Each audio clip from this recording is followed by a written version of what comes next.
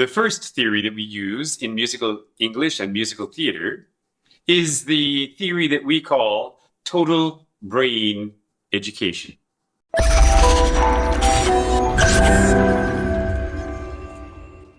Now, if you can understand this, you'll understand that what happens is we're trying to educate the brain. So, to easily depict it, we can say the left and the right spheres are activated so that both spheres are active in the learning process.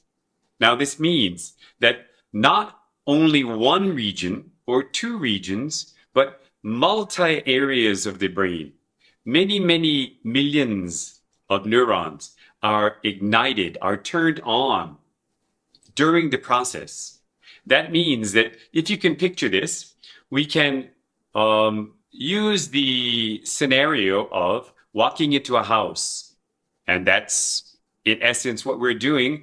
And when we open up the brain, when we start educating the brain, we walk into an empty house.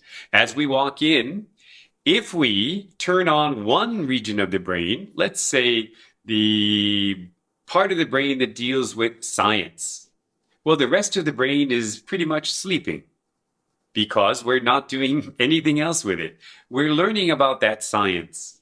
Now, if that is true, then we are actively concentrating on that, but the rest of the brain is doing what? Nothing, or virtually nothing. What we're saying is, if we can walk into that house and turn on not one science switch, but the switch for the science, switch for the kitchen, the living room, the dining room, the microwave, the air conditioner, all of these things, the refrigerator, everything all at once, then isn't that a better way of educating? So, through musical English, what we can do, through musical theater, what we attempt to do is precisely that. We turn on the part of the brain that does athletic things, dancing, movement.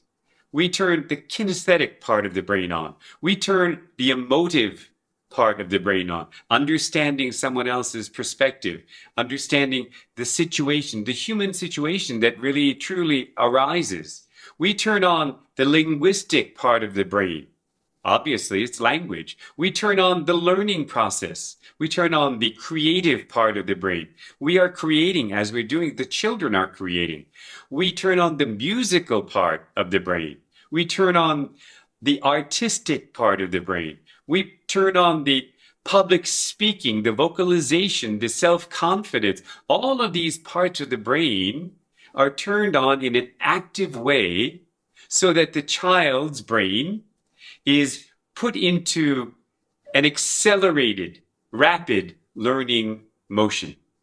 Isn't this a much more successful way, a much better way to approach learning, rather than just turning this aspect, this side of the brain, that part of the brain, one region of the brain, to involve the whole brain, or as much of the brain as possible, in the learning process? To us, seems like, excuse the pun, a no-brainer.